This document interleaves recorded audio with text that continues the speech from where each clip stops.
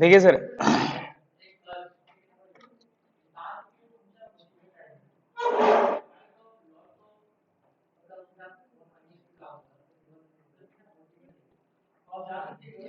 Last class में अपने लोग सप्लाई स्टार्ट किए थे, मैंने आपको बोला था जीएसटी चार्ज कब होता है?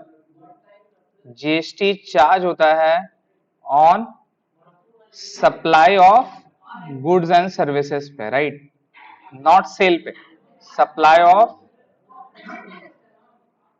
गुड्स एंड सर्विसेज, ठीक है। जीएसटी चार्ज होता है supply of goods and services पे, राइट। नाउ सप्लाई का मीनिंग अपने लोग समझते हैं, ये मीनिंग कहां पर है? सेक्शन 7 में कवर होता है। सेक्शन 7 में अपने लोगों को बोला जाता है कि supply of goods and services. तो याद रखना, सबसे पहले गुड्स एंड सर्विसेज का डेफिनेशन अपने लोगों को पता है। गुड्स का डेफिनेशन क्या था? रिमेंबर, लास्ट क्लास में आप लोगों को बताया था गुड्स का डेफिनेशन में any movable property except stock and shares. Stock, shares and securities, ये सारा को छोड़कर हमारा क्या होता है बताइए? गुड्स होता है। और सर्विसेज क्या है? वो तमाम चीज जो गुड्स और कैपिटल गुड्स में कवर नहीं होता, वो सारा चीज सर्विसेज रहता है, राइट। नाउ अब गुड्स एंड सर्विसेज जो रहेगा वो तो इंक्लूड होगा, इसके अलावा बोलता है कि सप्लाई भी अगर है तब जीएसटी चार्ज होगा। तो अब अपने लोग रीड करेंगे सेक्शन 7 पे और इसमें समझेंगे कि कौन सा सप्लाई बोलेंगे और किसको सप्लाई नहीं बोलना है। सेक्शन 7 में 3 इंपॉर्टेंट सेक्शन है, सेक्शन 7(1), सेक्शन 7(1), 7(2) और लास्ट में क्या है sir? Section 7(1)(a), right. 7(1), 7(2), 7(1)(a। Now ये नंबर 7 पे, ये नंबर 7 पे, ये नंबर 7 पे 3 सबसेक्शन है और 7(3) का कोई जरूरत नहीं है, 7(3) का उतना ज्यादा काम नहीं है।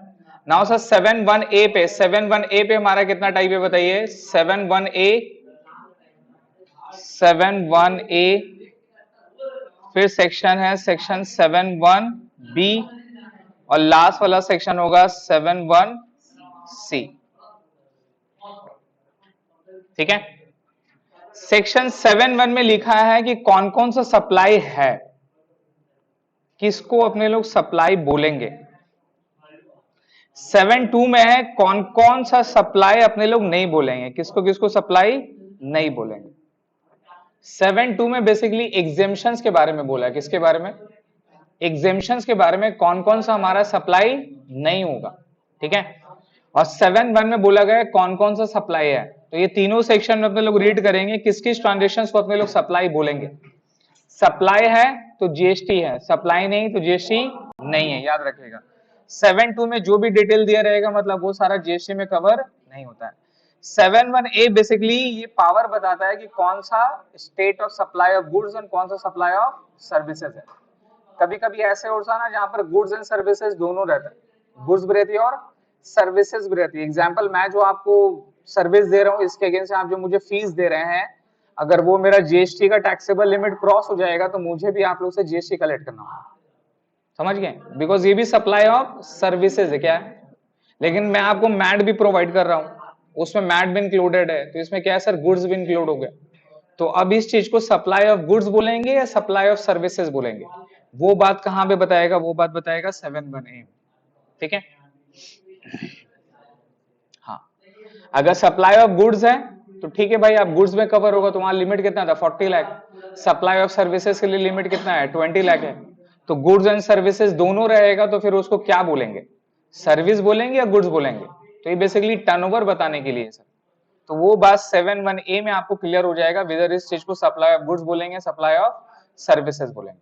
क्लियर है? Now coming to section 7(1). 7(1) का 3 पार्ट है, 7(1)(a), b एंड c, ठीक है। अगर आप 7(1)(a) में जाएंगे तो इसमें 4 बातें मैंने आपको बताया था, 4 चीजें इंपॉर्टेंट है। 7(1)(a) पे जाके देखिए क्या है? All forms of supply of goods और services such as sale, transfer, barter, exchange, license, rental, lease और disposal। इसका मतलब आप लोग पहले समझते थे कि जीएसटी सिर्फ सेल के ऊपर होता है, जीएसटी से सेल के ऊपर ही होता है, लेकिन वो सेल एक्चुअल में कवर कहां है? सप्लाई पे।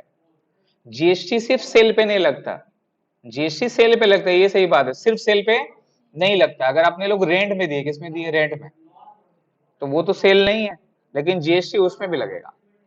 अगर कोई गुड्स एक्सचेंज कर रहे हैं, एक्सचेंज करके कोई दूसरा गुड्स ले ले रहा है, तो जीएसटी उस पर भी चार्ज होगा। तो सप्लाई का जो मीनिंग है वो मच ब्रॉडर है देन सेल्स है। सेल भी इंक्लूड किया है सर, सप्लाई में आता है। इसके अलावा और क्या है सर? ट्रांसफर। आप अपना गुड्स को किसी और के नाम पे ट्रांसफर कर दिए, होता है ना, इनहेरिटेड प्रॉपर्टी है, आपका गुड्स था किसी और को आपने बेच दिया, तो ट्रांसफर हो गया ना वो। ये भी कवर है सर, बार्टर एक्सचेंज, एक लिए दूसरा लिए, वो उसमें भी आपका जीएसटी चार्ज होगा। लाइसेंस किसी को आप यूज करने के लिए दे रहे हो, उसके अगेंस्ट में आप पैसे उठा रहे हो, ये भी रेंटल इनकम हो गया, वन सॉर्ट ऑफ इनकम का। लीज हो गया, डिस्पोजल हो गया, मैंने आपको बताया था कुछ कुछ वर्क ऐसा रहता है जो टॉक्सिक मटेरियल रहते हैं उसको डिस्पोज करने के लिए भी चार्ज करते हैं लोग पैसे, राइट? तो उसके ऊपर में भी जीएसटी चार्ज हो जाएगा। थर्ड पॉइंट में क्या था? मेड और agree to be made for a consideration. क्या बताइए? Consideration. And the fourth point is in the ordinary course of business. तो यहां पर चार चीज इंपॉर्टेंट क्या है सेक्शन 7(1) में? इंपॉर्टेंट है supply of goods and services, supply of goods and services. दूसरा वाला मीनिंग क्या है सर? 7 टाइप।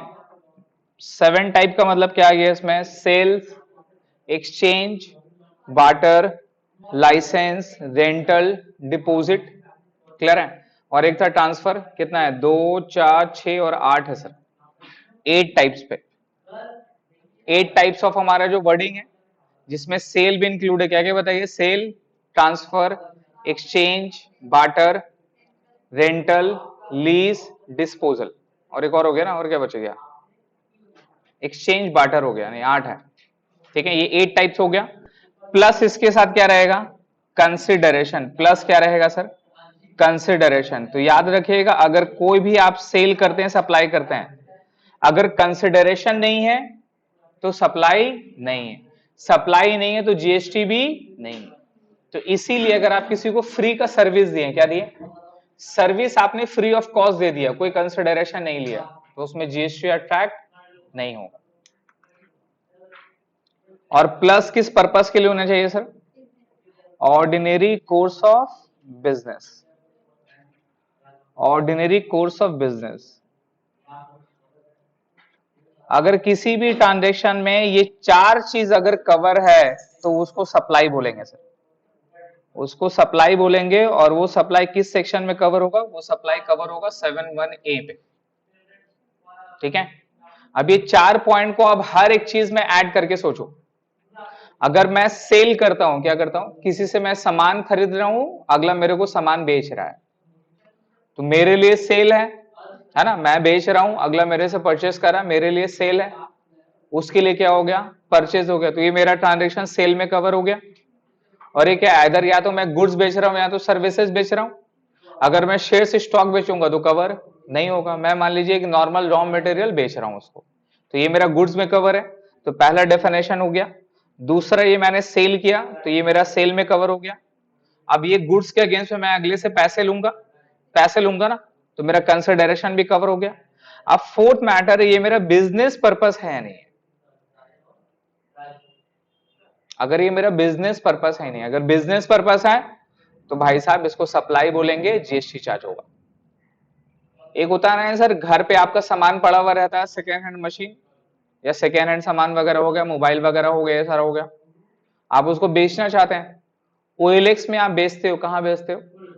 ओएलएक्स में बेचते हो, फोटो वगैरह क्लिक करके, है ना, आसामी मुर्गा जो भी वो लोग फंसा के। तो क्या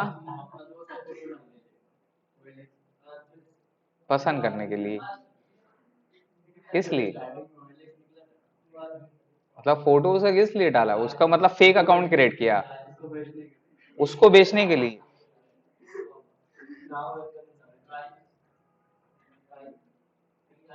अबे किडनी का कॉस्ट ज्यादा है उसका। क्या बोल रहा? एक इंसान का वैल्यू ऑलमोस्ट 5 करोड़ रुपया है, उसका टोटल बॉडी पार्ट्स का वैल्यू 5 करोड़ रुपीज है, अराउंड 1 मिलियन के आसपास। समझ में आया? अगर कुछ बिगड़ गया तो खर्चा उससे ज्यादा है।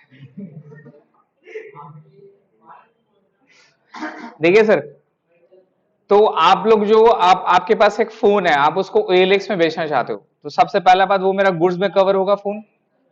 दूसरा, एट टाइप में कवर है, आप उसको बेचना चाहते हैं, सेल कर रहे हैं, तो सेकंड भी मेरा कवर हो गया। आप उसको बेच के अगले से पैसे लेंगे, फ्री पे बेचेंगे, पैसे लेंगे तो कंसिडरेशन भी आ गया। लेकिन क्या ये आपका बिजनेस पर्पस है? क्या ये ऑर्डिनरी कोर्स ऑफ बिजनेस है? ऑर्डिनरी कोर्स ऑफ बिजनेस नहीं है, ये आपका पर्सनल पर्पस है। क्लियर है? तो क्या ये सप्लाई है?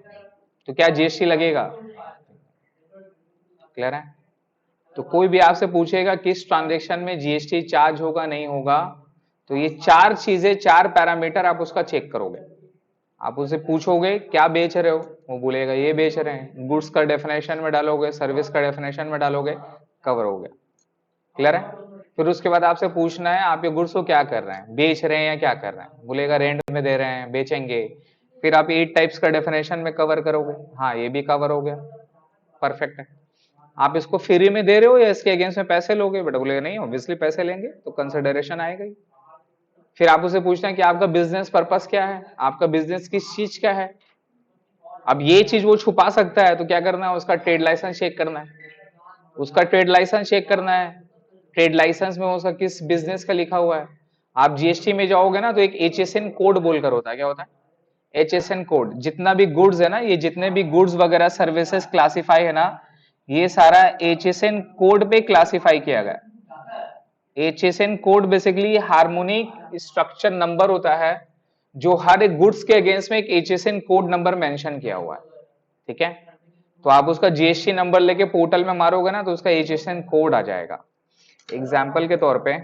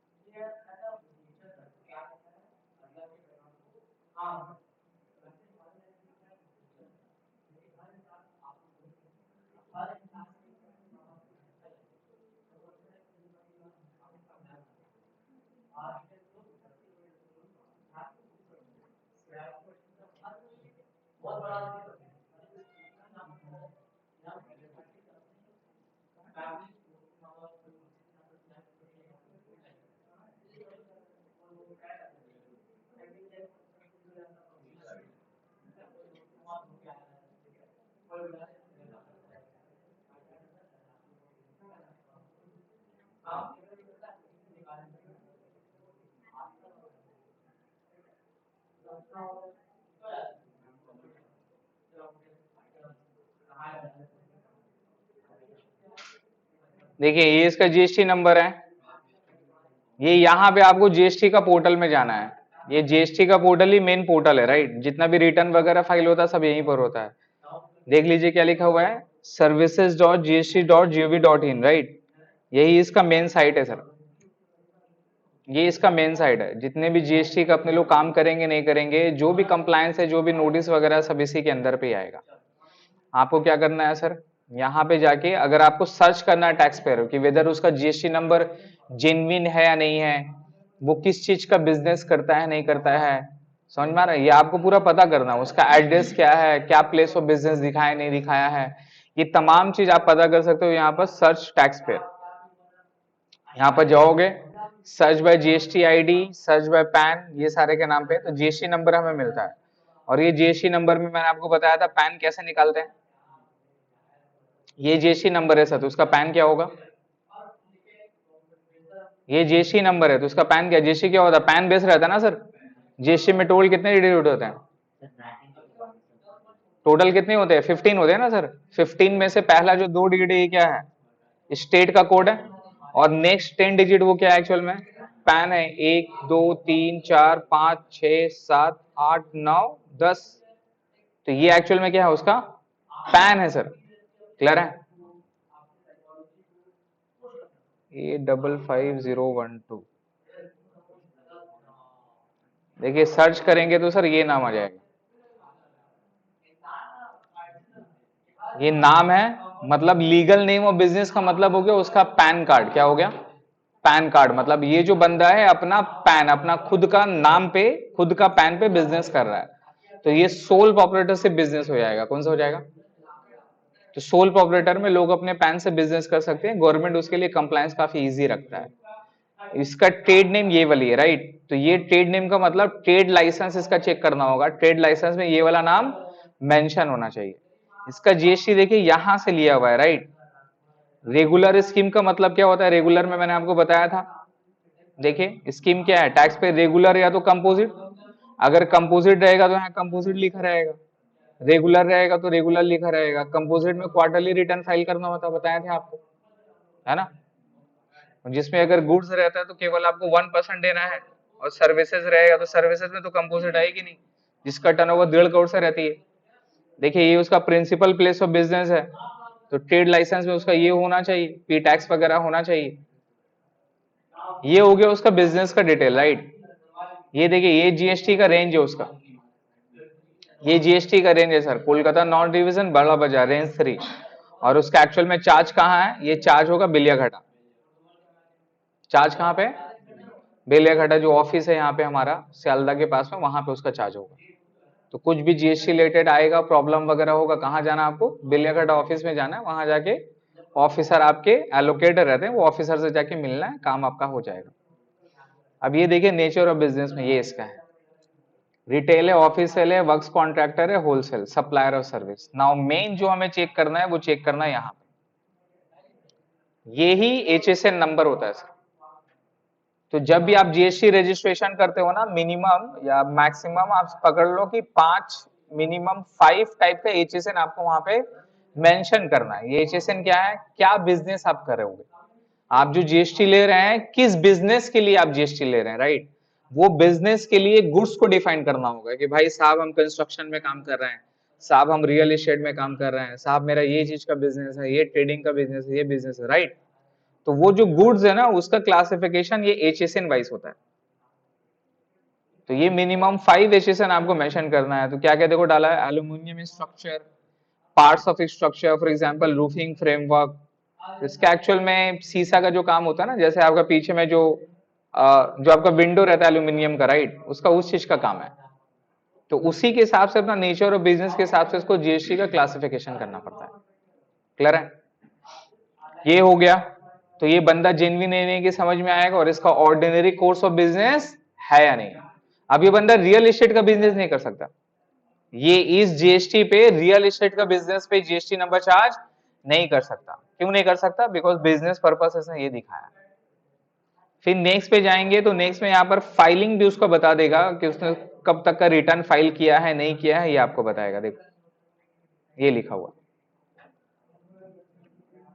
है ना। तो इसका ये सारा से रिटर्न फाइल है, कुछ कुछ मिसिंग इसने किया है, बट इसका रिटर्न फाइल होता है। क्लियर है सर?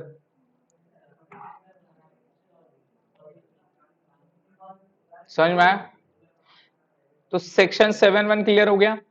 अब उसके बाद ये मैंने आपको बताया था सर, ये हो चुका ना।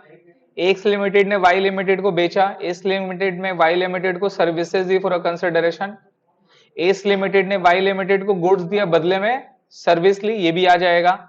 एक्स लिमिटेड ने वाई लिमिटेड को प्रॉपर्टी रेंट पे दिया, ये भी जीएसटी में कवर है। Salman Khan attended x birthday party against a consideration of ₹1 crore, 1 crore रुपया दो, सलमान खान आ जाएगा बर्थडे में, ताली मारेगा आपके लिए, 1 करोड़ रुपए लेके चल जाएगा। ये क्या हुआ? ये जीएसटी में कवर हुआ सर। सलमान खान आपको क्या दिया? सर्विस दिया, बर्थडे पार्टी अटेंड करने का आपको सेटिस्फैक्शन दिया, तो ये भी सर्विसेज में कवर हो गया। कंसिडरेशन 1 करोड़ है, और वो क्या है? सेलिब्रिटी है ना सर, तो उसका पर्पस क्या है? उसका पर्पस क्या है? सेलिब्रिटी है, तो उसका पर्पस क्या होगा? तो उसका ऑर्डिनरी कोर्स ऑफ बिजनेस है, बर्थडे में अटेंड करना, यहाँ जाना, ये वहां जाना, वो लोग से पैसा लेना, कमाएंगे उसका सर। इसीलिए लोग क्या बोलते हैं, फेमस होना है। किस लिए होना है? समझ गए? ये जितना भी यूट्यूबर हो गया, टिकटॉकर हो गए, इन लोग फेमस रहता है, एक बार फेमस हो गए उसके बाद देखिए वो लोग का चाल चलन बोलने का मतलब पर्सनालिटी देखिएगा चेंज हो जाएगा। क्यों चेंज होगा? बाबू भैया पैसा।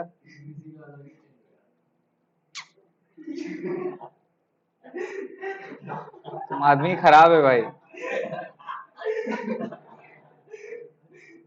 क्लियर है? ये सब सप्लाई नहीं है। क्या क्या नहीं है पढ़े? X limited donated 50 lakh to charitable trust. ये चैरिटेबल ट्रस्ट, इसका कोई कंसिडरेशन नहीं है। आप किसी को दे रहे हैं तो बदले में कुछ ले नहीं रहे हैं, तो इसमें जीएसटी नहीं आएगा बिकॉज ऑफ नो कंसिडरेशन। मान लिखिए ब्रैकेट में नो कंसिडरेशन, नो कंसिडरेशन, इसलिए जीएसटी अट्रैक्ट नहीं होगा। दूसरा वाला, Akshay Kumar attended birthday party of a freedom fighter without any consideration, यहां पर भी जीएसटी चार्ज नहीं। अलग से ले लिए तो अलग बात है। X limited contributed 20 lakh for scientific research, इसमें भी कोई कंसिडरेशन नहीं होता है। डोनेशन में कंसिडरेशन नहीं होता, तो डोनेशन एग्जेम्प्टेड फ्रॉम जीएसटी है, याद रखिएगा।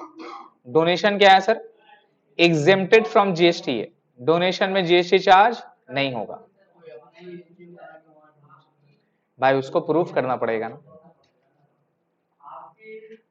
अपने अपने दोस्त को, आपने अपने दोस्त को जीएसटी पढ़ाया फ्री ऑफ कॉस्ट, क्या होगा? कंसिडरेशन है? नहीं है, कोई जीएसटी नहीं लेगा। ये दिए थे पढ़ने के लिए, नंबर 1 पढ़ लिए। Award receive in consideration for contribution over a life time achievement, क्या होगा ये? अवार्ड रिसीव किया आपने कंसिडरेशन में, किस लिए? Over a life time achievement. तो मैंने बताया कि लाइफ टाइम अचीवमेंट वाला जो वर्ड है, क्या वाला वर्ड कवर होता है? अचीवमेंट कवर है क्या? कंसिडरेशन है। देखिए अवार्ड मिल रहा है, अवार्ड का मतलब क्या है? ये भी मेरा गुड्स में कवर है, तो गुड्स में कवर है, कंसिडरेशन भी है।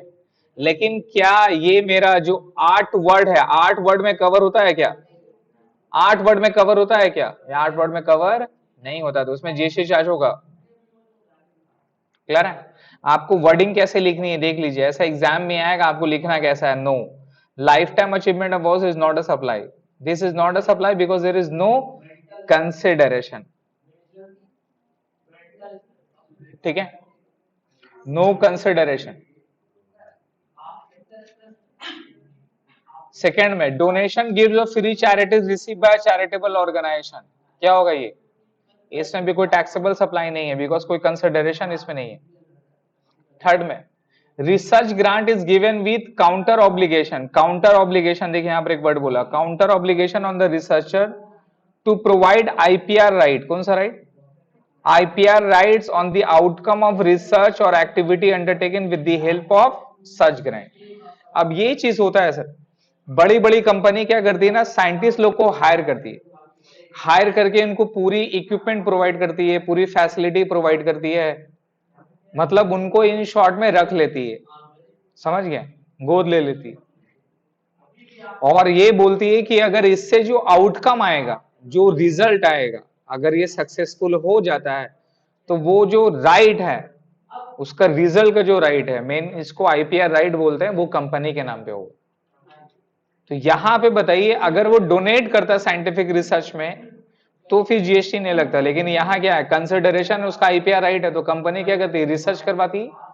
ये बड़ी बड़ी कंपनी का अच्छा खासा एक्सपेंस होता है रिसर्च एंड डेवलपमेंट में, तो ये जो खर्च रहती है, और जब वो साइंटिस्ट लोग कुछ इनोवेट कर देते हैं, कुछ अपग्रेड कर देते हैं, तो उसका राइट किसका रहता है? कंपनी के पास रहता है, राइट?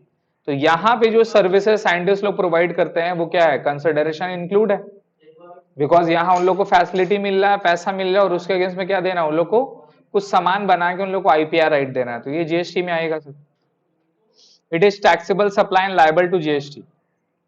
यहां कंसिडरेशन है because researcher receive grants and gifts, क्या लेगा? वो आईपीआर देगा। Hence there is no, hence there is consideration, the grant is a consideration for IPR is a research result, it is taxable supply and liable to GST. D number में, Shri Ram charitable trust, a trust that gets the neuro treatment of N under privilege children. ठीक है, under privilege children लोग का इलाज करवाता है free of cost. Donates cloth and food to children living in the slum area. क्या GST charge होगा? आप डोनेट करेंगे कपड़े वगैरह गरीब लोग को बांटेंगे, जीएसटी चार्ज करोगे? जीएसटी चार्ज नहीं होगा। ठीक है।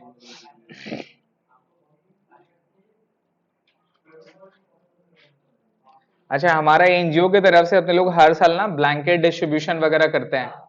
ठीक है, इस साल भी करेंगे। तो इन्हीं वॉलेंटियर हो गया, या तो कोई पैसे से मदद कर सकते हैं, या तो फिर साथ में चल के वॉलेंटियर कर सकते हैं, तो बता देना। मोस्ट प्रोबेबली इस मंथ के I guess third of week देखते हैं, 20 से 25 के अंदर पे करेंगे अपने लोग। ठीक है, रात के वक्त करते हैं तो आई गेस लड़कियां नहीं जा पाएंगी, देख लेना। रात के टाइम में वही 11 बजे निकलेंगे, 12-1 बजे गाड़ी अपना रहेगा, 12-1 बजे चले आएंगे। ठीक है, नेक्स्ट में sir, measures X limited paid penalty under section 49 of the GST Act, rupees 20 lakh to the government department in the month of October। क्या बोला? बोले मिस्टर एक्स क्या दिया सर? पेनल्टी दिया है गवर्नमेंट को 2 लाख रुपए का। जीएसटी लगेगा कि नहीं लगेगा? ऐसे तो लगना नहीं चाहिए, लगेगा सर, पढ़िए। Penalty charge by government cannot be treated as consideration and transaction is a supply. वाह बेटा, जीएसटी उल्टा चार्ज भी कर रहे हैं, पेनल्टी भी चार्ज कर रहे हैं, और उस पे भी जीएसटी 18% मारिएगा, तब तो हो गया सर, तब तो दिल से गाली निकलेगा और साथ में बद्दुआ भी। समझ में आ रहा है सर? तो पेनल्टी याद रखिएगा, पेनल्टी के ऊपर में कभी भी जीएसटी अटैक नहीं होगा। Prayas charitable trust provide tuition to poor student. ठीक है, 100 रुपीज पर मंथ, 100 रुपए में पढ़ाता है। कितने रुपए में पढ़ाता है? तो tuition with charitable trust object है at ₹100 per month shall be treated as supply. ये सप्लाई होगा सर, याद रखिएगा। चैरिटी का मतलब पैसे लेना नहीं होता, समझ में आ रहा है? लेकिन ये भी अभी बहुत बड़ा फैक्टर हो गया ना सर। पहले मैं भी करता था कि बहुत सारे स्टूडेंट मेरे पास भी आते थे, तो वो पैसे नहीं देते थे, मैं नहीं लेता था। अब मैं लेता हूं, मैं फ्री में नहीं पढ़ाता, सॉरी। आप 200 रुपए की दो, 500 रुपए की दो, आपका जितना कैपेसिटी देने का ताकत है आप उतना दो, लेकिन फ्री का नहीं पढ़ाऊंगा। समझ में आया? रीजन क्या है ना, फ्री का जो माल रहता है ना, उसका इज्जत नहीं होता है। आप देख लीजिएगा, फ्री का भूख है, आप फ्री पे सामान बांटो, अमीर लोग बेटा कार से उतर के लाइन लगा लेगा। रीजन है बिकॉज वो फ्री पे मिल रहा है, राइट? लेकिन फ्री का सामान अगर आप किसी को दीजिएगा, स्पेशली सर्विस में, तो इज्जत नहीं होगा सर। जब तक का आपका जेब से पैसा नहीं जाएगा ना, उसका इंपॉर्टेंस आप लोगों को समझ में नहीं आता। समझ में आया? घर वाला आपसे प्यार करता है, बहुत प्यार करता है, वो उन लोग का इंपॉर्टेंस आपको समझ में नहीं आएगा। क्यों? वो तो है ही है, वो तो फ्री ऑफ कॉस्ट मिल रहा है ना सर। लेकिन वही प्यार किसी और को नहीं मिलता है, जो लोग मतलब जिनके मम्मी पापा वगैरह नहीं है, तो उन लोग को उस प्यार का मतलब पता है। ये बहुत बड़ी बात बता रहे हैं। सीन यही है कि सर आप लोग ना हर एक चीज को ना कभी भी लाइफ में मॉनेटरी एस्पेक्ट से मत देखना। जो आपके साथ जुड़ा है, आपका केयर कर रहा है, आपको जैसा कि सपोर्ट करता है, स्पेशली रिलेशनशिप में, तो वहां पे मॉनेटरी एस्पेक्ट्स नहीं होना चाहिए। बहुत सारे हस्बैंड वगैरह होता है ना कि वाइफ है बड़ा, हाउस वाइफ है, तो व्हाट इज दिस बेटा। बहुत सारा बात है। तो इस तरह से यहाँ पे है सर। तो मेरा वही सीन है, पहले मैं करता था तो हमको समझ में आ गया क्या नीति है। जब से पैसा चार्ज करने लगा तो एटलीस्ट थोड़ा इंपॉर्टेंस मिलती है। तो प्रयास चैरिटेबल ट्रस्ट क्या होगा, इसमें जीएसटी चार्ज होगा कि नहीं होगा सर? होगा, जीएसटी चार्ज होगा। क्यों? बिकॉज कंसिडरेशन ले रहे हैं आप।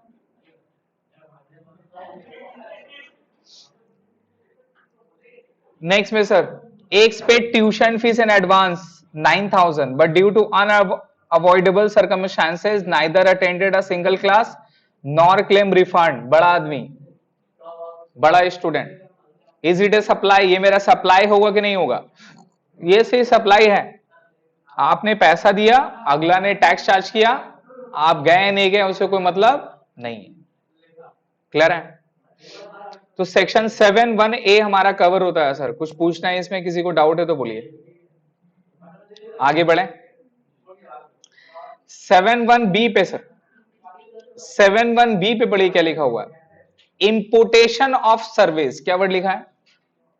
Importation of service, that is import of services. अब ये किसमें कवर है सर?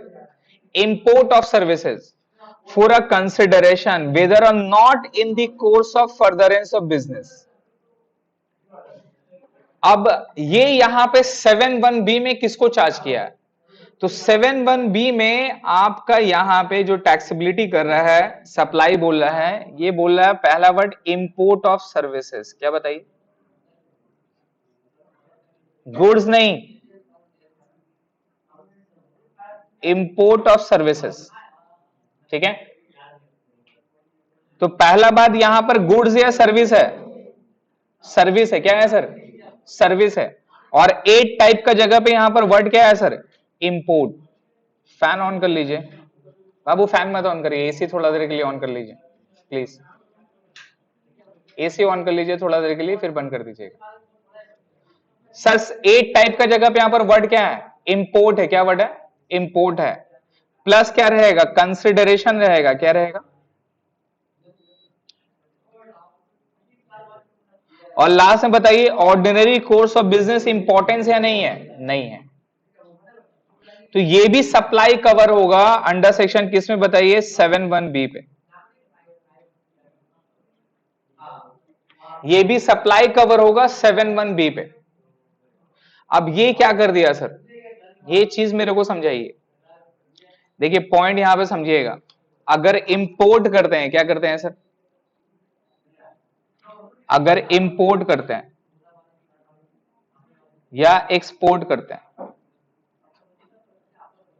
तो उस केस में क्या होता है? आप या तो परचेस करोगे, सेल करोगे with in India. With in India करोगे तो वहां पर क्या होगा सर? 7(1)(a) पे कवर होगा. लेकिन इंपोर्ट के ऊपर में तो टैक्सेबल हमारा क्या होता है? कस्टम एक्ट होता है. क्या होता है? लेकिन इंपोर्ट ऑफ गुड्स और एक्सपोर्ट में दो चीज है, या तो आप सर्विस का करोगे या तो आप गुड्स का करोगे. किसका करोगे? ठीक है? अगर गुड्स है तो उसमें फिजिकल इंटरैक्शन है. क्या है सर? इसमें फिजिकल इंटरैक्शन होगा. फिजिकल इंटरैक्शन का मतलब इसमें मैटर होगा. अगर आप गुड्स इंपोर्ट एक्सपोर्ट करोगे ना, तो गुड्स का एक फिजिकल क्या है? इंटरैक्शन, एक फिजिकल मैटर है. वो गुड्स आइदर आपको इंपोर्ट बाहर से मंगाना होगा या तो आपको यहां से एक्सपोर्ट करना होगा. राइट? तो यहां पर बीच में क्या है? ट्रांसफर का हिंड्रेंसेस है. राइट? यहां पर आपको गुड्स को वहां से यहां मंगाना होगा. तो यहां पर लोग चाहिए, पीपल चाहिए, शिप चाहिए, मोड चाहिए, मोड ऑफ ट्रांसपोर्टेशन का. राइट? तो यहां पे जो गुड्स है ना, इसको कवर किया कस्टम ड्यूटी ने. इसको कवर किस में हो गया? Custom duty. That is custom act में मेरा कवर है. तो import of goods, export of goods किस में कवर है? कस्टम एक्ट में है, कस्टम ड्यूटी में. क्यों? दिमाग लगाइए. आपने यूएस से कोई सामान मंगाया, तो जैसे सामान आएगा कहां से आएगा? या तो एयरपोर्ट से आएगा, या तो शिप से आएगा, या तो फिर ट्रेन वगैरह कहीं से भी आएगी. राइट? तो जैसे आएगी, तो जैसे हमारे देश का बॉर्डर में आएगा, तो वहां पर कौन खड़ा होगा? Custom officer. कौन खड़ा होगा? आप एयरपोर्ट में जाइए, सामान लाइए. जैसे ही आप बैगेज वगैरह कुछ इंपोर्ट वगैरह करते हैं और इंटरनेशनल आते हैं, एक तो डोमेस्टिक फ्लाइट रहती है, तो डोमेस्टिक से आएंगे तो वहां पर ये सारा कोई लफड़ा नहीं है. लेकिन इंटरनेशनल फ्लाइट आएंगे तो वहां पर आपको चेक किया जाएगा क्या खरीदा नहीं खरीदा है. उसके ऊपर में क्या चार्ज कर देता है? Import duty, that is custom duty charge करता है. तो वो किसके ऊपर में है? गुड्स के ऊपर में है. किसके ऊपर में? क्लियर है? सर्विस में क्या होता है बताइए? सर्विस में फिजिकल इंटरैक्शन होता है क्या? आपका लैपटॉप है, आपने विंडोज बाय किया जेन्युइन 7,000 रुपए का. किस लिए? अपना लैपटॉप को प्रोटेक्ट करने के लिए। लैपटॉप को क्या करने के लिए सर? प्रोटेक्ट करने के लिए। कहां से बाई कर रहे हैं आप? यूएस में। यूएस के कंपनी बैठा है जो कि आपको ऑनलाइन सॉफ्टवेयर प्रोवाइड किया है, वहां से सॉफ्टवेयर आपने बाई किया, पैसा पेमेंट किया, और पैसा पेमेंट करके सर्विस आपने लिया। यहां कोई फिजिकल इंटरैक्शन है क्या? बीच में कस्टम ड्यूटी कंप्यूटर के अंदर घुस के खड़ा हो जाएगा, कस्टम ड्यूटी देने होगा आगे, इंपोर्ट ड्यूटी चाहिए, होगा क्या? बीच में आ सकता है? वर्ड समझ में आ रहा है? फिजिकल इंटरैक्शन यहां हो पाएगा? पॉसिबल है? नहीं है। इसलिए इस चीज को, इंपोर्ट ऑफ सर्विसेज को हमारा कस्टम ड्यूटी में कवर नहीं हो पाएगा, हो ही नहीं पाएगा, पॉसिबल ही नहीं है। तो इन लोगों को तो पैसा कलेक्ट करना था, तो कहां पे चार्ज कर देगा? जीएसटी। कहां पे चार्ज कर लेगा? इसीलिए आप चेक करोगे, अगर आप ऑनलाइन बाई करते हो, कहीं से भी बाई करो, इंडिया में बाई करोगे तो जीएसटी चार्ज होगा ही होगा, इंडिया के बाहर पे भी अगर आप बाई करोगे, देखना वहां पर भी जीएसटी चार्ज होता है सर। क्यों? क्योंकि वो क्या है? इंपोर्ट ऑफ सर्विसेज है। क्या है वो? इंपोर्ट ऑफ सर्विसेज है। आप सामान खरीदेंगे तो आपको जीएसटी देना है, इंडिया में खरीदे तो आपको जीएसटी देना ही है। आउटसाइड इंडिया से भी अगर आपको सामान खरीदते हैं, ऑनलाइन खरीदते हैं आप लोग बहुत सारा चीज, या बहुत सारा अपने लोग पेड कर देते हैं, ये जैसा कि मान लीजिए बहुत सारा सॉफ्टवेयर है, अब एग्जाम्पल के तौर पे ऐप मान लो, है ना, आपका इसका ऐप क्या नाम है, प्ले स्टोर का।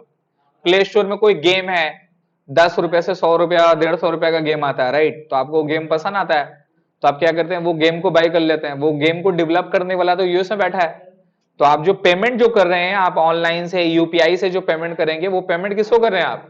यूएस को कर रहे हैं ना सर। तो वो एक्चुअल में क्या है? इंपोर्ट है। क्या है वो? इंपोर्ट किसका है? सर्विसेज का है। ऐप वगैरह ये सारा क्या गुड्स है? ये गुड्स है जी, ये सर्विसेज है ना, आप इंजॉय करेंगे उसका, गेम इंजॉय करेंगे, तो ये इंपोर्ट ऑफ सर्विसेज है। तो ये सर्विसेज है। दूसरा क्या वर्ड आ गया? इंपोर्ट आ गया। और आपने क्या दिया? 10 रुपए दिया कंसिडरेशन। क्या बिजनेस इंपॉर्टेंट है? नहीं है ना। तो जब आप पेमेंट करते हैं ना, 10 रुपए जो भी आपने पेमेंट किया, आप उसका इनवॉइस में जाके देखोगे ना, वहां चेक करना कि जीएसटी वहां पर अप्लाई होगा सर, जीएसटी अप्लाई होगा सर। तो इंपोर्ट ऑफ सर्विसेज याद रखिएगा, इंपोर्ट ऑफ सर्विसेज किसमें कवर होता है? जीएसटी में कवर होता है, अंडर वे सेक्शन में, बिकॉज ये सप्लाई है मेरा। क्या है ये सप्लाई है, अंडर वे सेक्शन 7(1)(b) पे, 7(1)(b) पे।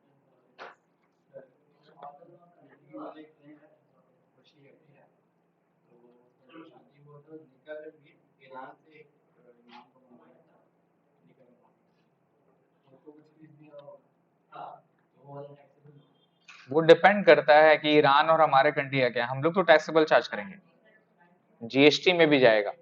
जीएसटी में एक रिवर्स चार्ज मैकेनिज्म है जो आपको हम बताएंगे, ऐसा बताया था मैंने, रिवर्स चार्ज मैकेनिज्म, राइट? जिसमें कौन पेमेंट करता है?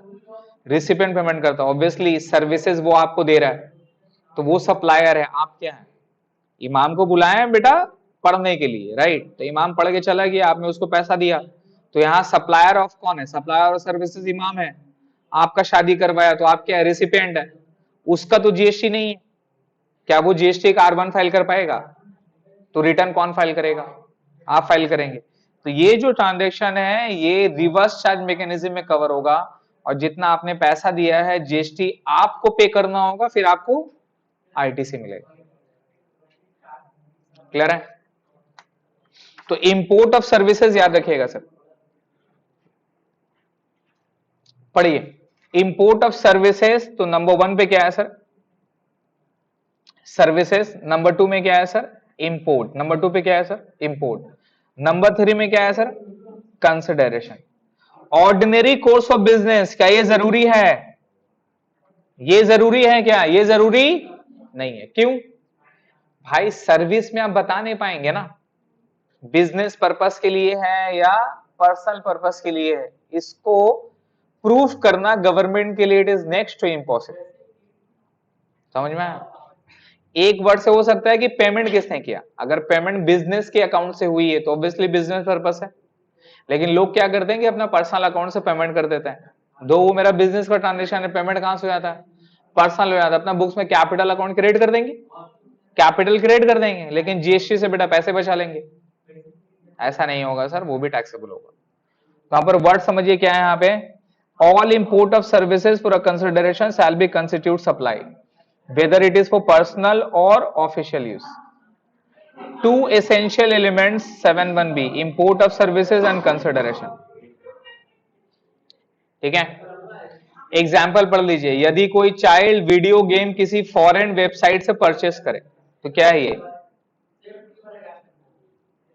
for his personal use which is not in the furtherance of business shall be treated as, word समझ में आ गया, याद रहेगा। इलस्ट्रेशन नंबर 3 पढ़िए, mister Raj a student plans to pursue higher education in UK. He received career consultancy services from a UK-based consultant for a 400 pound, which is around 40,000 rupees. ठीक है, तो UK का सर कंसल्टेंसी फर्म है और वो क्या ले रहा है, सर्विस ले रहा है। कौन ले रहा है, मिस्टर राज ले रहा है। तो क्या बोला पढ़िए, this is import of services and it is not in the course of furtherance of business but still fall with in the scope of supply. कौन सा सेक्शन में फॉल कर रहा है, 7(1)(b) पे। Service provider is located in non taxable territory, outside India में बैठा है, and recipient is a non business entity. इस वर्ड को मार्क करिए, recipient is non business entity sir. Therefore GST is exempt on supply. ठीक है, GST exempt है sir, GST क्या है सर, एग्जेम्प्ट है। क्यों, क्योंकि यहां पे दोनों के पास जीएसटी नहीं है। किसके पास, जो अगला बंदा जो यूके में जो कंसल्टेंसी फर्म है उसके पास भी जीएसटी नहीं है, और मिस्टर राज ये तो स्टूडेंट है, इसके पास भी जीएसटी नंबर नहीं, तो इसको एग्जेम्प्ट किया गया। ठीक है, but if the UK based consultant है वो प्रोवाइड सर्विसेज ऑन ओइडार, क्या है ये आपको बाद में बताएंगे, ये वर्ड को मार्क करना, ये हमारा एक जब टॉपिक आएगा सर्विसेज में तब वहां पर बताएंगे। तो बेसिकली ये एक कंसल्टेंट का एक हमारा एमओयू है कि अगर ओइडार सर्विसेज में अगर हमारा कवर होता है तो वहां पे टैक्सेबल देना पड़ेगा, और यहाँ पे जो कंसल्टेंट है उसको जीएसटी लेना नहीं पड़ेगा। एक्चुअल में क्या होता है ना, यहाँ पर इंडिया में उनका एक कंसल्टेंट रहता है, एजेंट रहता है, क्या रहता है, तो वो एजेंट उस कंपनी के बिहाफ में जीएसटी का पेमेंट करेगा और वो एजेंट को आईटी से मिलेगा। क्लियर है सर, 7(1)(b) भी हो गया, लास्ट वाला सेक्शन आए 7(1)(c) पे आइए सर। 7(1)(c) क्या बोला है, there are certain transaction as specified in schedule 1 which shall be treated as supply even when such transaction has been made without consideration। Underline करिए, ठीक है। अभी तक 7(1)(a) में अपने लोग ने क्या पढ़ा था, आप चेक करो, 7(1)(a) पे supply of goods and services था। ये चार वर्ड में जो भी फॉल करेगा उसको सप्लाई बोलेंगे 7(1)(a) पे। इसके अलावा इंपोर्ट ऑफ सर्विस अगर हुआ तो वो टैक्सेबल होगा 7(1)(b) पे। 7(1)(b) पे इंपोर्ट ऑफ गुड्स इंक्लूड नहीं है। अगर गुड्स इंपोर्ट रहेगा तो कस्टम ड्यूटी आएगा, जीएसटी में कवर, सप्लाई में नहीं आता, इसलिए यहां से भी इंपोर्ट ऑफ वर्ड क्या लिखा हुआ, सर्विसेज लिखा हुआ। चीज क्लियर है। अब 7 देखिए, ये दोनों चीज के लिए इंपॉर्टेंट क्या था, ये दोनों चीज के लिए कंसिडरेशन इंपॉर्टेंट था। क्या इंपॉर्टेंट था, अगर ये दोनों 7(1)(a) एंड b में कंसिडरेशन नहीं था तो नील, कोई टैक्सेबल नहीं। लेकिन 7(1)(c) बोलता है कि there are some specified transactions. कौन सा ट्रांजेक्शन है, स्पेसिफाइड ट्रांजेक्शंस है सर। ठीक है, वो ट्रांजेक्शंस आपको याद रखना है जिसमें कंसिडरेशन नहीं भी होगा, कंसिडरेशन नहीं भी होगा। अगर वो फ्री ऑफ कॉस्ट में भी सर्विस देता है तो उसको भी सप्लाई बोलेंगे, उसको भी सप्लाई बोलेंगे। चीज क्लियर है। ये पूरा जीएसटी का सप्लाई का कवर हो गया सर। ये जो चार डिटेल है, ये जो चार वर्ड है, इसमें ऑलमोस्ट सभी कुछ कवर हो गया सर, इसमें देखिए सभी कुछ कवर हो गया सर, क्योंकि जो भी बिजनेस करेगा कंसिडरेशन रहेगा कि नहीं रहेगा, हमें बताइए। विदाउट कंसिडरेशन बिजनेस होगा सर? विदाउट कंसिडरेशन बिजनेस होगा सर? तो almost each and every transaction are cover under 71A। Good services दोनों हो गया। और जो भी ऑनलाइन ट्रांजेक्शन है, कौन सा ट्रांजेक्शन? ऑनलाइन। ऑनलाइन ट्रांजेक्शन पूरा का पूरा कवर कहां हो गया? 71B पे। देखिए यहां पर अगर इंपोर्ट है तो यहां है, और अगर विद इन इंडिया में है तो सर्विसेज यहां है। विद इन इंडिया तो सर्विसेज कहां पे है? यहां पे है। क्लियर हो गया? तो यहां जितना भी कंसिडरेशन वाला पार्ट था सबका सब कवर कर लिया, और प्लस क्या बच गया अब? नो कंसिडरेशन, मतलब फ्री ऑफ कॉस्ट वाला सप्लाई। उसमें भी क्या बोला है कि अगर कंसिडरेशन नहीं है तो ये सारा ट्रांजेक्शन को हम सप्लाई बोलेंगे। इसके बाद जो बच गया वो जीएसटी में कवर नहीं होता। तो वो स्पेसिफाइड ट्रांजेक्शंस क्या है वो अपने को पढ़ना है। ठीक है, पढ़िए नंबर 1 पे, business assets removed as such और आफ्टर यूज। ये क्या है? Permanent transfer disposal of business assets on which, underline करिएगा, input tax credit had been availed, on which input tax credit had been availed. ITC आप claim किए हैं sir, shall be treated as supply, shall be treated as supply. अब ये क्या है? ये क्या है? आराम से वर्ड्स ऑफ जी, यहां गवर्नमेंट अपने आप को बचा रहा है और एक बड़ा स्कैम से अपने आप को बचा रहा है। लोग क्या करेंगे? एसेट्स खरीदेंगे। लोग क्या करेंगे? एसेट्स खरीदेंगे। सपोज मैंने 10 लाख का एसेट्स खरीदा, 18% जीएसटी, तो मैं पेमेंट कितना करूंगा? 11,80,000। उसमें से 10 लाख अगला को दूंगा, 1,80,000 उसको दूंगा, और वो अपना जीएसटी में रिटर्न फाइल कर देगा, मेरे को इनपुट मिल जाएगा। 1,80,000 का इनपुट मिला, और मैं अपना एसेट्स को कितना दिखा दिया? 10 लाख रुपया। और फिर उसी एसेट्स को मैं क्या करूंगा? फ्री ऑफ कॉस्ट में किसी को गिफ्ट कर दूंगा। एसेट्स परचेस किया, आईटीसी का बेनिफिट लिया, और वो एसेट्स को फ्री ऑफ कॉस्ट में मैं किसी और को बेच के 10 लाख रुपया वापस ले लिया कैश में। ये समझे? किसी को गिफ्ट में दिया, उसे 10 लाख रुपया कैश उठा लिया, 1,80,000 का मेरा आईटीसी आ गया। नहीं समझे? मेरा आईटीसी क्या हो गया? अवेल्ड हो गया। और कुछ कुछ लोग क्या करते हैं बेटा, 1,80,000 को एसेट्स में भी दिखा देंगे, टोटल एसेट्स दिखाएंगे 11,80,000, उसमें डेप्रिसिएशन भी क्लेम करेंगे।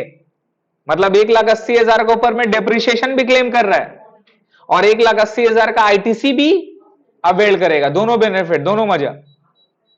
आराम से सोचिए मैं क्या बोल रहा हूं। 11,80,000 का पेमेंट के 1,80,000 का मेरा आईटीसी जीएसटी में आगे पड़ा हुआ है, मैं एसेट्स को भी दिखा दिया 11,80,000। कितना दिखा? वो एसेट्स मेरा 11,80,000 होगा, तो उसके ऊपर डेप्रिसिएशन चार्ज होगा। डेप्रिसिएशन चार्ज करके आप लेस करोगे, सपोज 5 साल का है या 10 साल का है, तो डेप्रिसिएशन चार्ज करके आप पेल का डेबिट में कितना भी दिखाओगे? 11,80,000। तो पूरा 11,80,000 मेरा 5 साल में मेरा खर्चा बुक हो जाएगा। तो वो 1,80,000 रुपए मेरा खर्चा बोल के मेरा बिजनेस में वापस आया कि नहीं आया? आया।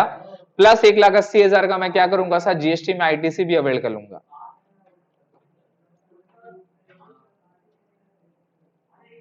समझ में आया?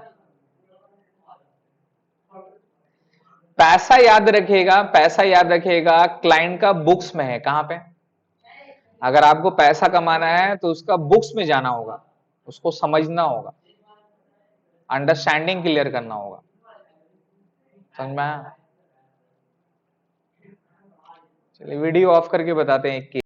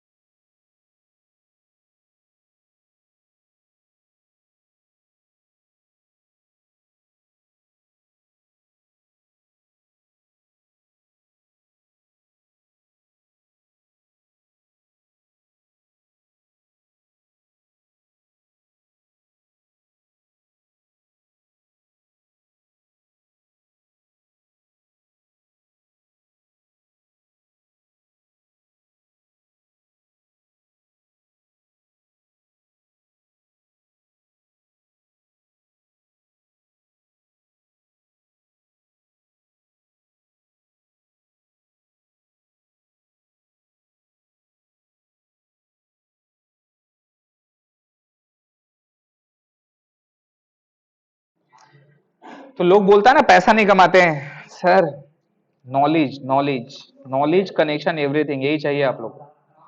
अपॉर्चुनिटी मिलेगा, बस उसको ग्रैब करिए, सेट करिए, फिक्स करिए, कमाई तो आएगा ही आएगा।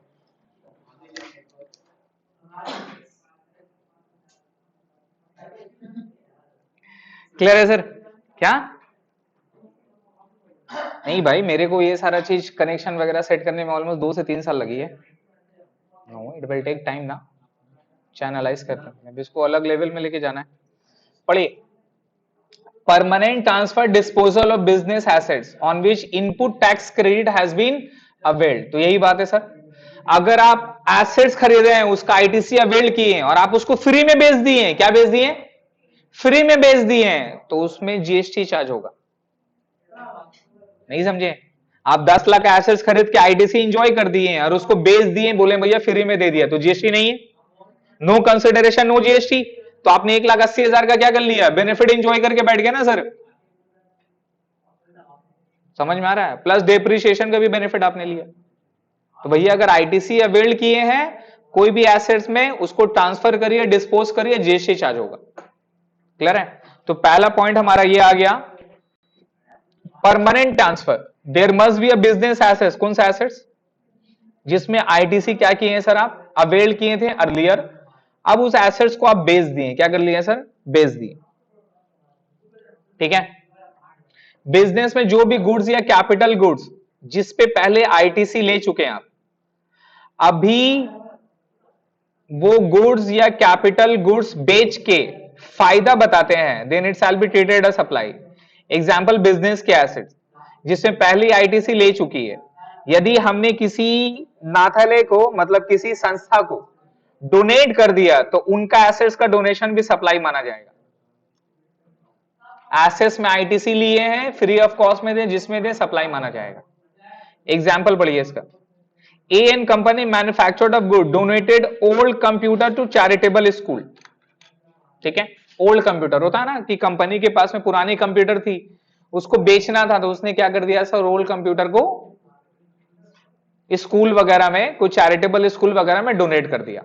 लोग करते हैं। तो यहां पे सीन ये है कि वो जो कंप्यूटर खरीदा था, उस वक्त उसने क्या किया? Company has taken input tax credit on the computer और नॉट। अगर इनपुट टैक्स क्रेडिट उसने लिया था तो भैया yes, it shall be treated as supply. ठीक है? इसका खेल कैसा होगा? अगर वो जो चैरिटेबल स्कूल है, अगर उसने जीएसटी लिया है तो वो जीएसटी कलेक्ट करेगा, और अगर जीएसटी उसने नहीं लिया है तो ये बंदा आरसीएम में चार्ज करेगा। रिवर्स चार्ज मैकेनिज्म में ये बंदा जीएसटी, अच्छा सॉरी, ये तो सप्लाई कर रहा है ना, तो ये जीएसटी देगा नॉर्मल चार्ज में। नंबर 2 पे आइए, दूसरा पे, सप्लाई ऑफ गुड्स और सर्विसेज बिटवीन रिलेटेड और डिस्टिंक्ट पर्सन। ये वाला वर्ड समझिएगा, रिलेटेड एंड डिस्टिंक्ट पर्सन। ठीक है? Now related and distinct person का मतलब क्या होता है? सप्लाई ऑफ गुड्स और सर्विसेज और बोथ, दोनों, बिटवीन रिलेटेड पर्सन और distinct person as specified in section 25 when made in the course और फर्दरेंस ऑफ बिजनेस। अब यहां पर वर्ड में आइए, देखिए डिस्टिंक्ट पर्सन का मतलब क्या है? डिस्टिंक्ट पर्सन का मतलब क्या है? पढ़िए, different branches of same supplier having different registration. Different branches है, सप्लायर का मतलब जीएसटी नंबर क्या है? एक पैन है, पैन क्या है? एक ही है, उसका मल्टीपल रजिस्ट्रेशन हुआ, क्या हुआ? मल्टीपल रजिस्ट्रेशन हो गया, और वो लोग आपस में ट्रांजेक्शंस कर रहे हैं। मतलब मेरा एक पैन है, मेरा रेस्टोरेंट का बिजनेस है, मेरा कंस्ट्रक्शन का बिजनेस है, एक ही पैन में मेरा 2 जीएसटी नंबर है, राइट? अब इन लोग आपस में गुड्स क्या कर रहा है? ट्रांसफर कर रहा है फ्री ऑफ कॉस्ट। किसमें बताइए? तो इन लोग क्या सेम पर्सन है? नहीं, डिस्टिंक्ट पर्सन है। दोनों क्या है? डिफरेंट पर्सन है, बिकॉज जीएसटी नंबर दोनों का क्या है? अलग है, सेपरेट जीएसटी नंबर है, डिस्टिंक्ट पर्सन इसको बोला जाएगा। फिर क्या बोला है? Different branches of same supplier in different state और यूनियन टेरिटरी। सर अंडरलाइन करके वहां पर लिखिए डिफरेंट रजिस्ट्रेशन एज वेल, क्योंकि आपको पता है कि अगर different state, different union territory में रहेगा तो उसका भी रजिस्ट्रेशन क्या होगा? डिफर लेना पड़ेगा आपको, सबका अलग अलग रजिस्ट्रेशन होगा, डिफरेंट रजिस्ट्रेशन होगा सर। तो इन शॉर्ट में मैं आपको बता रहा हूं कि डिस्टिंक्ट पर्सन और सेम पर्सन कब बोलेंगे?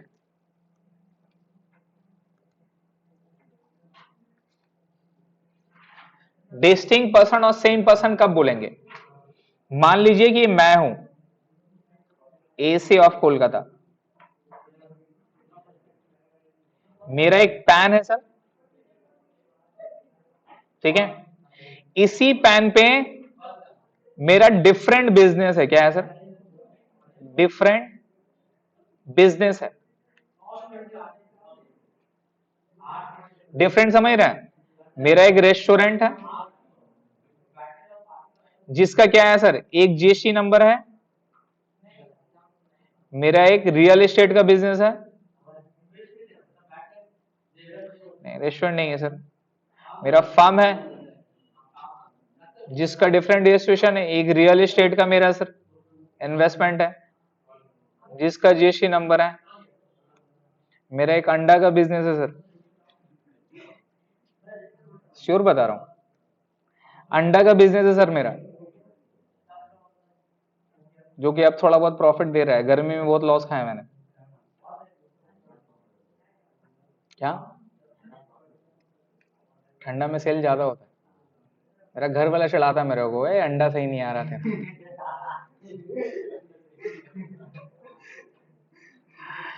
देखिए सर, इसका मेरा जीएसटी नंबर अलग है। ये सारा बिजनेस मेरे नाम पे नहीं है बॉस, ठीक है, एग्जाम्पल दे रहा हूं। I am just an investor, आप ये पकड़ लो। देखिए सर, तो ये मेरा सेम, ये मेरा क्या है, डिफरेंट जीएसटी नंबर है मेरा, लेकिन पैन क्या है, सेम है।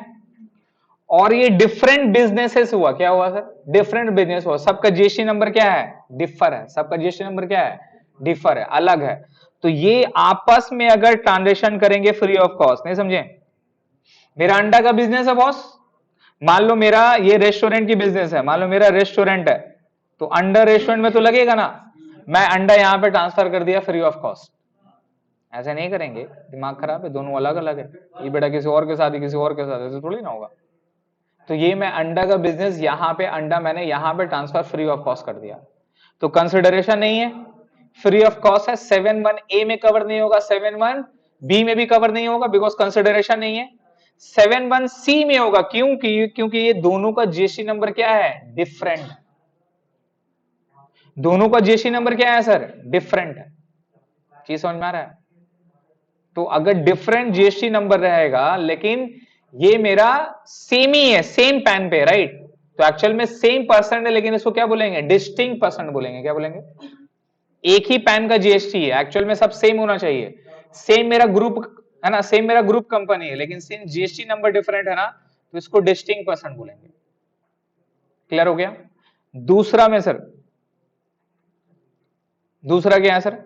मेरा रेस्टोरेंट का बिजनेस है सर,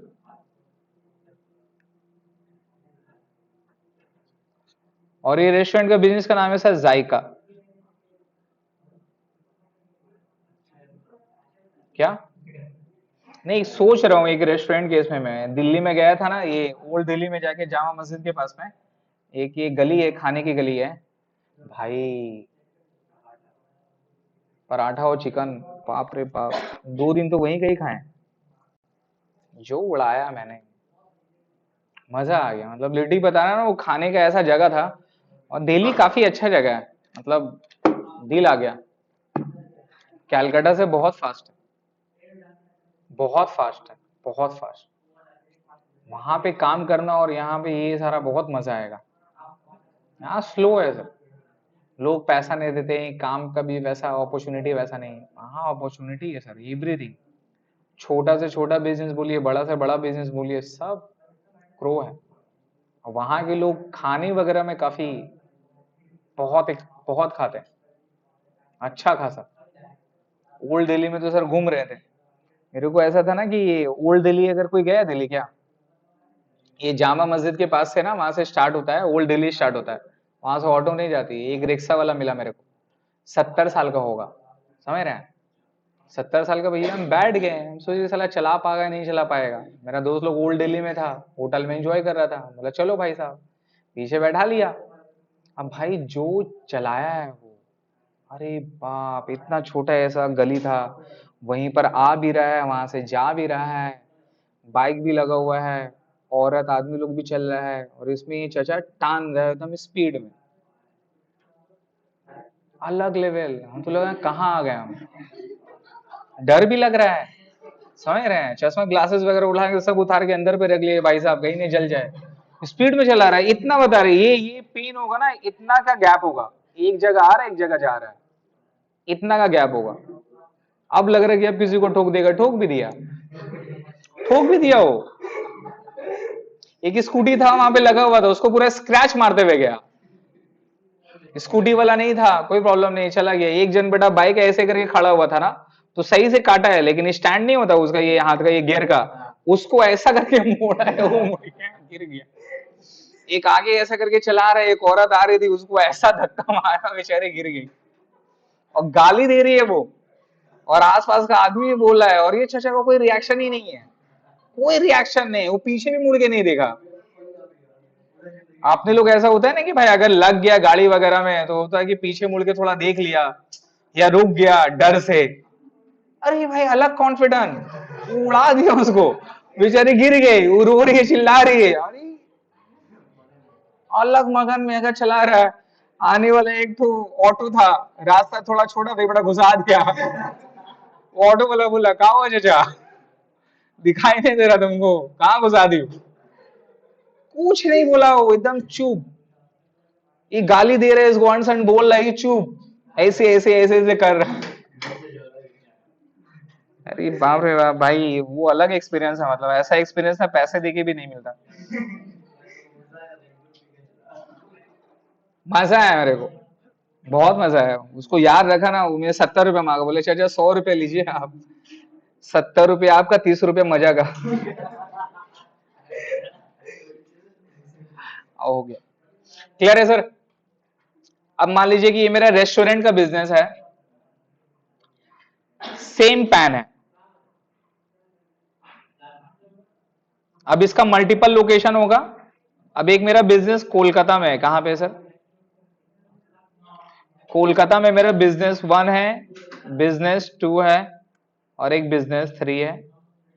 एक मेरा जो जायका का है वो दिल्ली पे है, कहां पे है सर, दिल्ली पे, क्लियर है। ये दिल्ली पे मेरा 2 आउटलेट है, D1 D2,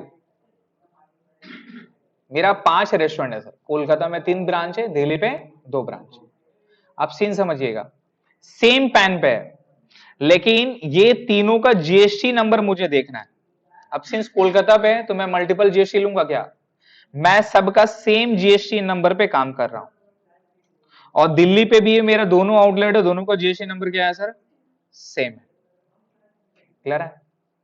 तो सेम पैन पे है, सब मेरा एक ही पैन पे यूज हो रहा है, लेकिन ये तीनों एक ही जीएसटी नंबर से चल रहा ना, तो इन लोग को बोलूंगा सेम पर्सन, क्या बोलूंगा।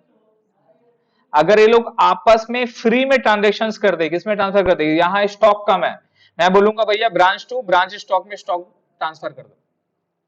इसमें स्टॉक ज्यादा है तो मैं बोलूंगा यहां से यहां ट्रांसफर कर दो, राइट। तो ये गुड्स ट्रांसफर हुआ, क्या हुआ ये, तो अलग आपस में लोग ट्रांसफर करेगा और सेम पर्सन रहेगा, तो यहां कोई जीएसटी चार्ज नहीं होगा, क्यों, क्योंकि जीएसटी नंबर क्या है, सेम है। ये दिल्ली वाला अगर आपस में ट्रांसफर करेगा, गुड्स को ट्रांसफर करेगा, तो यहां पर भी जीएसटी चार्ज, क्यों, क्योंकि सेम जीएसटी नंबर है। लेकिन अब ये दिल्ली में मेरा स्टॉक चाहिए, अब मैं क्या बोल रहा हूं कि भाई साहब ये कोलकाता से मैं गुड्स को यहां पे ट्रांसफर कर रहा हूं। इन लोग दोनों जो आपस में अगर ट्रांजेक्शन करेगा तो ये सेम पर्सन नहीं होगा, ये क्या होगा सर, ये मेरा डिस्टिंक्ट पर्सन होगा। क्यों, क्योंकि दोनों का जीएसटी नंबर क्या है सर, अलग। पहले इनपुट इसके पास था, अब अगर गुड्स एक्चुअल में इसके पास ट्रांसफर कर दिया है, तो इनपुट किसके पास जाना चाहिए, इसके पास जाना चाहिए, राइट। तो आईटीसी को ट्रांसफर करने के लिए यहां पे जीएसटी चार्ज होगा सर। सीन समझ में आ रहा क्या बोल रहा हूं, ये सब फ्री ऑफ कॉस्ट सर्विसेज है, किसी में जीएसटी चार्ज, किसी में कोई पैसा कलेक्ट नहीं हो रहा। अगर मल्टीपल मेरा डिफरेंट नेचर ऑफ बिजनेस है, डिफरेंट जीएसटी नंबर है, आपस में ट्रांजेक्शन होगा, जीएसटी चार्ज होगा, क्लियर भाई साहब, डिस्टिंक्ट पर्सन बोलकर। सेम पैन है, डिफरेंट डिफरेंट ब्रांचेस है, अगर सेम जीएसटी पे सब ब्रांच काम कर रही है, आपस में ट्रांसफर कर रही है, कोई जीएसटी चार्ज, जिसको स्टॉक ट्रांसफर बोलते हैं, अगर मल्टीपल जीएसटी नंबर है, सेम पैन पे मल्टीपल जीएसटी नंबर है, सेम रेस्टोरेंट है, सेम बिजनेस है, लेकिन मल्टीपल जीएसटी नंबर है, तो आपस में ट्रांजेक्शन करेंगे देन क्या होगा, डिस्टिंक्ट पर्सन बोलेंगे, तब यहां पे जीएसटी चार्ज होगा। क्लियर है? पढ़ लीजिए उसको। क्लियर है sir? Sample related to distinct person is a supply, याद रखिएगा। अगर डिस्टिंक्ट पर्सन या रिलेटेड पर्सन में भेजेंगे तो सप्लाई होगा, but sample to non related person is not a supply. आपको रिलेटेड पर्सन समझना है। एग्जाम्पल में पढ़िए, a Bangalore has another branch in Maharashtra, ये कहां पे है, बैंगलोर पे, और ये कहां पे है, महाराष्ट्र। बैंगलोर मतलब कहां पे, कर्नाटक, और महाराष्ट्र पे, दोनों का क्या होगा, जीएसटी नंबर सेम होगा या अलग होगा, अलग होगा। Then HO and Maharashtra branch both will be distinct person, दोनों क्या होगा सर, और डिस्टिंक्ट पर्सन में अगर फ्री का ट्रांजेक्शन होता है तो जीएसटी लगेगा। एक कंपनी का दो ब्रांचेस है, एक ब्रांच कोलकाता में है, दूसरे ब्रांच कहां पे है सर, सेम एग्जांपल। मैं यदि स्टॉक ट्रांसफर करें तो ये स्टॉक ट्रांसफर जिसके लिए कोई कंसिडरेशन नहीं गया है, सप्लाई माना जाएगा।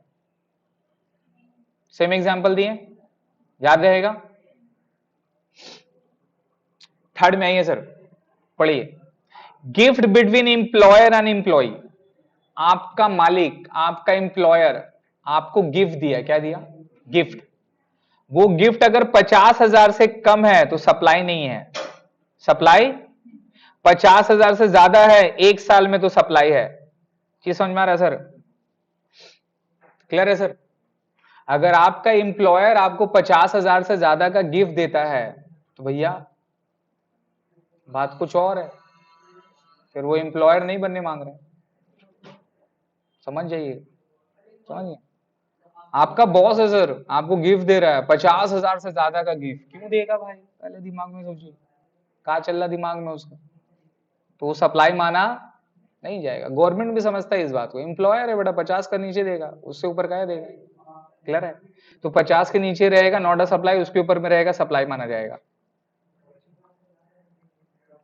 नंबर 4 पे, supply goods by a principal to agent. Principal to agent पता है आपको, एलआईसी उसकी एजेंट है ना। तो अगर कोई गुड्स सप्लाई करती है between LIC and to his agent, तो वो गुड्स को क्या माना जाएगा सर, सप्लाई माना जाएगा। तो principal to agent, agent to principal, ये नंबर 4 एंड 5 में है सर। प्रिंसिपल टू एजेंट और एजेंट टू प्रिंसिपल सर मिला, ये दोनों फ्री में करेंगे तो क्या माना जाएगा सर, सप्लाई माना जाएगा। ठीक है, अब यहां पर एक वर्ड नीचे में पढ़ लीजिएगा, पक्का आड़तिया, agent selling is own name, तो सप्लाई है। और एजेंट सेलिंग कर रहा है in the name of principal, जिसको कच्चा आड़तिया बोलते हैं। अगर प्रिंसिपल के नाम में ही बेच रहा है तो वो सप्लाई नहीं है। एजेंट लोग नॉर्मली क्या करता है, गुड्स ट्रांसफर किए उसको चेंज करके अपना एजेंसी के नाम पे बेचता है, राइट। तो अगर एजेंट ओनर का नाम में ही गुड्स बेच रहा है तो वो ट्रांसफर सप्लाई नहीं है। लेकिन एजेंट उसका नाम को चेंज करके बेच रहा है तो उसको क्या माना जाएगा, सप्लाई माना जाएगा। तो इस चीज को देखिएगा। लास्ट में sir, import of services from a related person, ये देख लीजिएगा। नंबर 6 लास्ट में, import of services from a related person. अब रिलेटेड पर्सन कौन है, आपका कोई भाई हो गया, कोई फ्रेंड हो गया, कोई रिलेटिव में हो गया जो कि बाहर में काम करता है, राइट। वो आपको फ्री में बिजनेस दिया, फ्री में कंसल्टेंसी दिया, किस लिए, in the course of furtherance of business, तो इसको आप जीएसटी में मानेंगे सर, ये सप्लाई होगा। एग्जाम्पल समझिए, यदि इंडियन ब्रांच ने फॉरेन ब्रांच हेड ऑफिस से कोई सर्विस लिया without any consideration, then such import of services shall be treated as supply. अगर रिलेटेड पर्सन है, दोनों सेम पर्सन है, इंडियन का ब्रांच है, आपका फॉरेन का ब्रांच था, इंडियन का ब्रांच ने फॉरेन ब्रांच से कंसल्टेंसी लिया, सर्विस लिया, तो ये सप्लाई माना जाएगा। Rajesh, a teacher in Kolkata, has taken interior decoration service from his son who settled in London free of cost. Services in relation to his coaching center.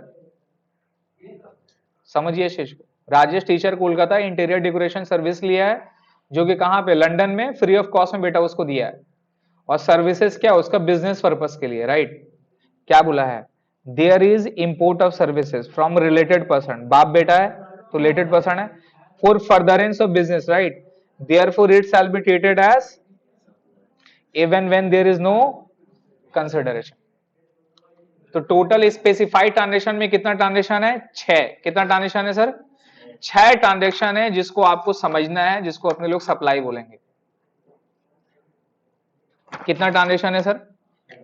6 transaction है, 6 transaction है। तो सबसे पहला ट्रांजेक्शन क्या था? परमानेंट ट्रांसफर और disposal of assets on which ITC, on which बताइए, ITC has been taken. देखिए यही वाला पढ़ना आपको पूरा,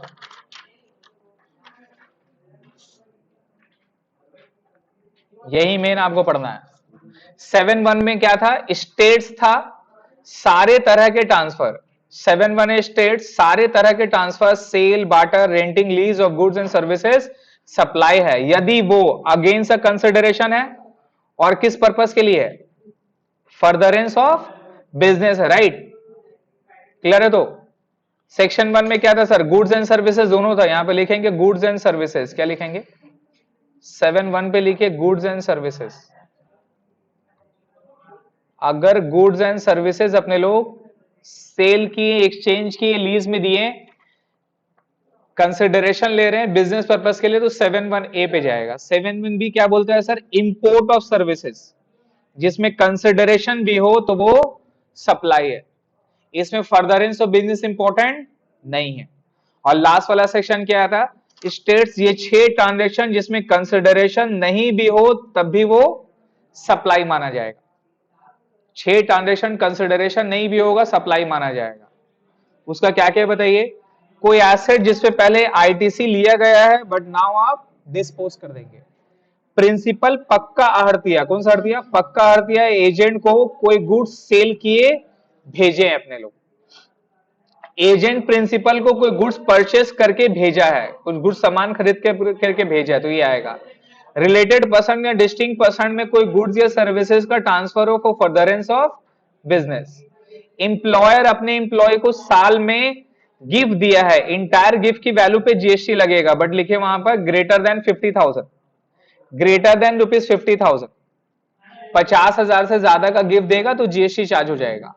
लास्ट वाला क्या था? इंपोर्ट ऑफ सर्विसेज करे किसी रिलेटेड पर्सन से या डिस्टिंक्ट पर्सन से फॉर फर्दरेंस ऑफ बिजनेस।